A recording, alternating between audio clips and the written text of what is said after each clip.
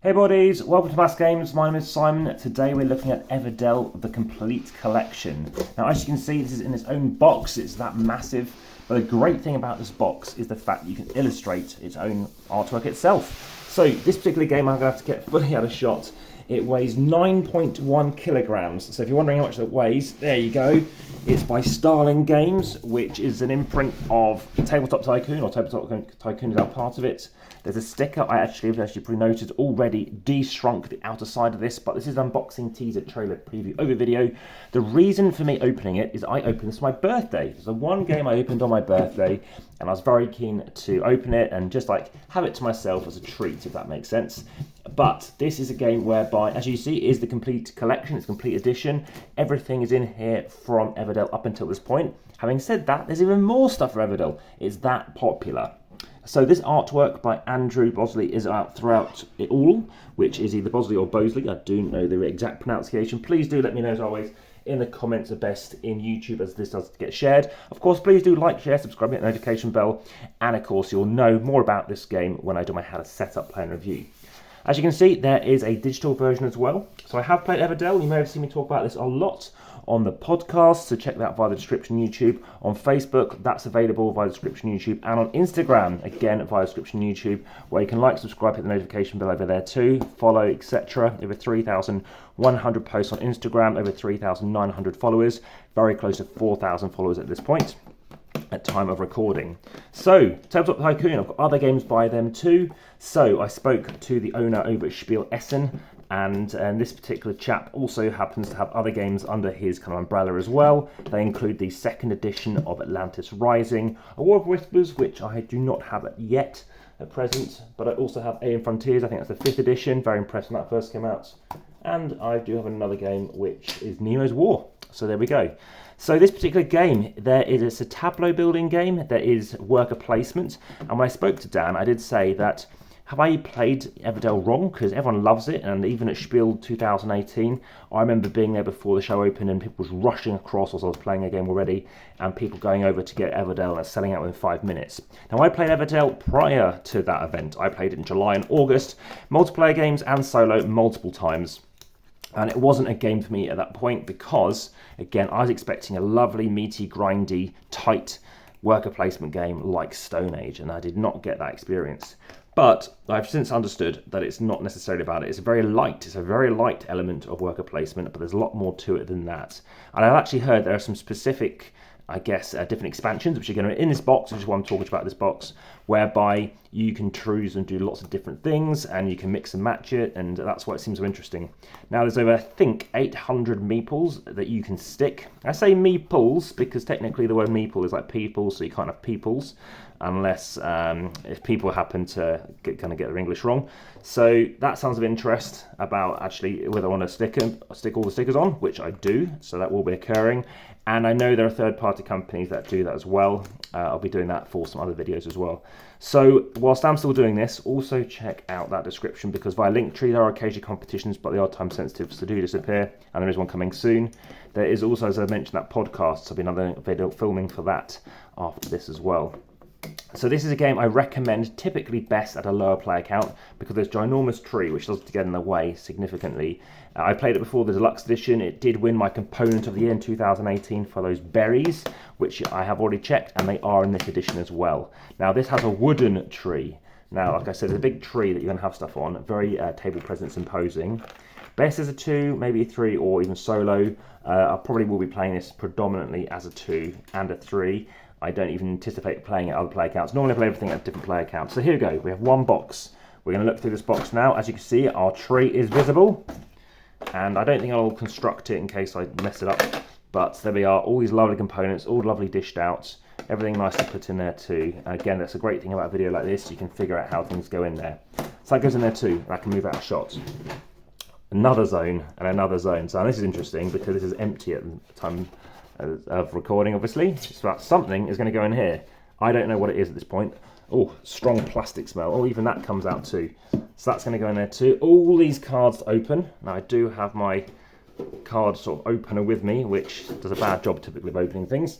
Let's have a look over here. So here are those stickers. Look at that. That is a thick wad. That is hard to bend. That is so many stickers. Okay, loads of stickers. Everdell Meeple sticker sheet 1A. Woof.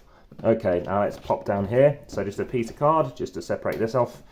The Gilded Book, Comprehensive Everdell Rules. That is a 2.5. Let's weigh this up. That's worth doing a weighing. So I'll just do it out of shot briefly. The weighing is 530 grams. Okay, so weigh stuff and see what that is in equivalence for whatever you tend to weigh things for. I don't know how many bananas that equals. But we've got lovely little pearls going on here, lovely metal coins, a die. My parents I might play with, loads of baggies. Oh my goodness, tons. We've got, I don't know how many this is. Is it worth counting? Let's do it. I think if I'll regret it otherwise. 3, 4, 5, 6, 7, 8, 9, 10, 11, 12, 13, 14, 15, 16, 17, 18, 19, 20, 21, 22, 23, 24, 25, 26, 27, 28, 29, 30, 31, 32, 33, 34, 35, 36, 37, 38, 39, 40 baggies. I don't think I've ever seen a game with 40 baggies in it. Now, dice systems, you can see how far dice roll when you need a dice tray. I think that's going to be too big for my dice tower I'll be using, but I have made 81 videos so far, so check out the playlist for that. Playlist for this, of course, is going to go in the unboxing teaser tray preview video playlist.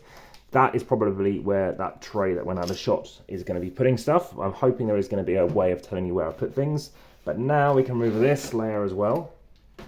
And then that luckily even has its own bit too, which keeps everything in place. Let's see how best to bring this out. Ooh, but yeah, I think far sure. I was going to do a bit more research into that. There are some other Everdell stuff that's come out since, some other promo-y bits. It's obviously very much an evergreen title. Sold, must be in the millions at this point. Another layer here. Again, I don't know what particular part of Everdell this is. It looks like a new part of a tree that we're chucking out. Lovely cloth bag. Again, always good to see size of hands going into things. With my hand, it works well. What else do we have in here? We've got, oh, it looks like a score pad. There we go. Something else I can laminate. And speaking about these pieces, yes, lots of pieces going on there. It's lovely to feel. Like I said, you opened my birthday, so what, one and only game. I thought that was a real treat. Again, equally, I was very much regretting they're not able to trade this off. So again, we've got another box on the inside. We've got this here, which is fairly tightly packed in, but as you can see, we can get that out too. I don't know if this is just another board. Oh my goodness, look at the size of this. And that's like a quad board. Okay, that folds out. Again, I have already zoomed out on this camera. Okay, more tree stuff in a, oh, okay, so it's like a felt lined box. I'm hoping it's all going to fit in correctly now. So there, that all fits in there.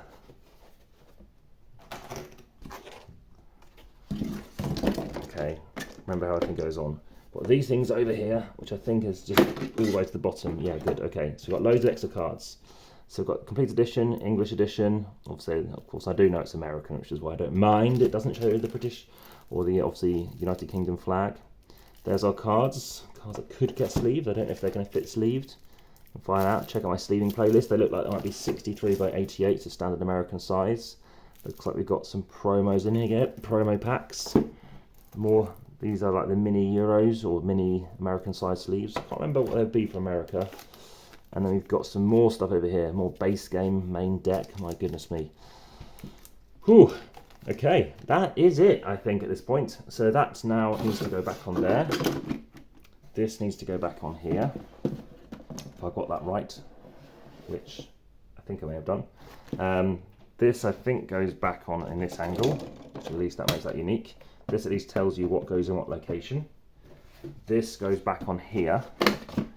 And it's all about where does this stuff go? That's going to be the important question. So I think lastly, we just want to open this up and check where it tells us. Oh, here we go. The first thing you remove, is obviously the last thing you're going to look at, is that's how you put everything together. Accessories, wooden meeples go in here. Okay, there's the Ever tree at the very top. And we've got that just out of shot to show that's the Ever tree.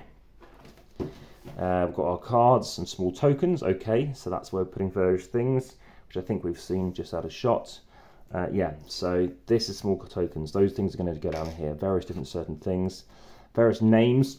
Of course, if you're not familiar with the game and you're going all in on this, then you're going to have to get up to speed on what certain things mean, such as Nightweave cards, which I did see written on something. So generally speaking, here you go. Here's Pearlbrook, which I've heard is good. I think that one's best as a 2. And yeah, double-sided, so that's use of space, good. Here's how you construct the tree. Again, this is wooden, proper pieces of wood, as I can recall, as opposed to hard cardboard before.